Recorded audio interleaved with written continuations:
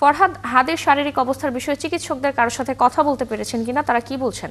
ফারজানা, এখানকার অবস্থা কিন্তু আমরা মোটামুটি সবাই জানি যে শরীফ ওসমান হাদী যিনি ঢাকা ৮ আসন থেকে স্বতন্ত্র নির্বাচন করার কথা, তিনি স্বতন্ত্র নির্বাচনে দাঁড়িয়েছেন, প্রার্থী হয়েছেন এবং তিনি ইনকিলাব মঞ্চের কিন্তু আহ্বায়ক। একটা বিষয়, খুব অনাকাঙ্ক্ষিত একটা বিষয় ঘটে গেছে। তফসিল ঘোষণার পরের দিনই আজ বিজয়নগর মতিঝিল এলাকার দিকে তার উপরে দুর্বৃত্তরা হামলা চালায় এবং তিনি গুলিবিদ্ধ হন। আমরা যতটুকু জানতে পেরেছি তার কানের পাশ দিয়ে থুতনির দিক দিয়ে গিয়ে লেগেছে এবং এটার আউট পয়েন্ট অর্থাৎ কোন দিক চিকিৎসকরা তাকে চিকিৎসা দেওয়ার চেষ্টা করছেন। আমরা তার সাথে যারা ছিলেন তাদের কয়েকজনের সাথে কথা বলেছে তারা জানিয়েছেন যে আচমকা একটা হামলা হয়েছে, কেউ আসলে এর জন্য প্রস্তুত ছিলেন না, কেউ বিষয়ে জানতেনও না।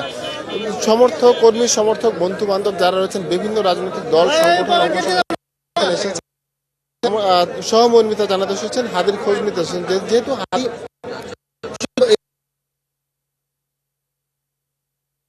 অন্যরকম বড় ভূমিকা ছিল এবং তিনি সম্মুখ সারির যোদ্ধাও ছিলেন। পরিস্থিতি তাকে সামলাতে, মানে এই একটা পরিস্থিতি সামলাতে কিন্তু সেনাবাহিনীদেরও বেগ পেতে হচ্ছে। তারা সেনাবাহিনী এখানে এসেছেন। কিছুক্ষণ আগে এখানে বিভিন্ন রাজনৈতিক দলের লোকজনরা এসেছেন। মির্জা আব্বাস এসেছেন, ঢাকা ৮ আসনের যিনি প্রার্থী বিএনপি থেকে, বিএনপি মনোনীত, তিনি এসেছিলেন এবং একটা অপ্রীতিকর একটা ঘটনার ঘটে এই জায়গাতে যে কর্মী সমর্থক যারা আছে তারা তাকে বাধা দেওয়ার চেষ্টা করে, তার বিরুদ্ধে নানা রকমের কথা বলে তাকে বাধা দেওয়ার চেষ্টা করে। সেনাবাহিনী আছেন, জামায়াত ইসলাম থেকেও লোকজন এখানে এসেছেন। জামায়াত ইসলামী ঢাকা ১৭ আসনের প্রার্থী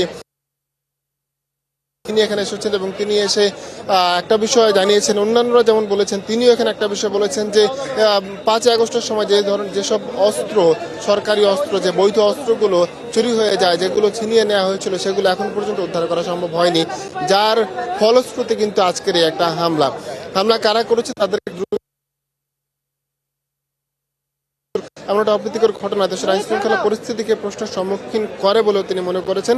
অন্যান্যরাও এই বিষয়ে কথা বলেছেন। তারা বলছেন যে যদি খুব দ্রুত সময়ের মধ্যে আইন শৃঙ্খলা পরিস্থিতির উন্নতি না ঘটানো যায় তাহলে সুষ্ঠু নির্বাচন একটা বড় রকমের চ্যালেঞ্জ হয়ে দাঁড়াবে বলে তারা মনে করছেন এবং গুপ্ত যারা রয়েছেন তারা আরও এই ধরনের হামলা করতে পারেন বলে আশঙ্কা করা হচ্ছে, তা অনেকেই আশঙ্কা করছে।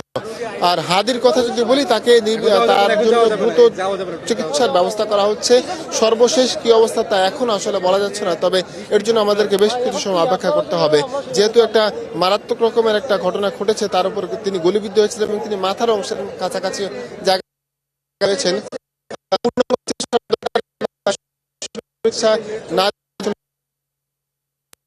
গ্রুপ বি নেগেটিভ, একটা সময় রক্তের প্রয়োজন ছিল, এখনো রক্তের প্রয়োজন আছে কিনা খুব একটা বলা যাচ্ছে না। তবে পরিস্থিতি বলা যাবে যে আসলে কখন তিনি কি অবস্থা, যদি তার চিকিৎসকরা সেখানে আমাদের কাছে ব্রিফ করেন তাহলে জানা যাবে। এছাড়া এনসিপি, বিএনপি, জামাত, বিভিন্ন দল অঙ্গ সংগঠনের নেতাকর্মীরা এখানে এসেছেন।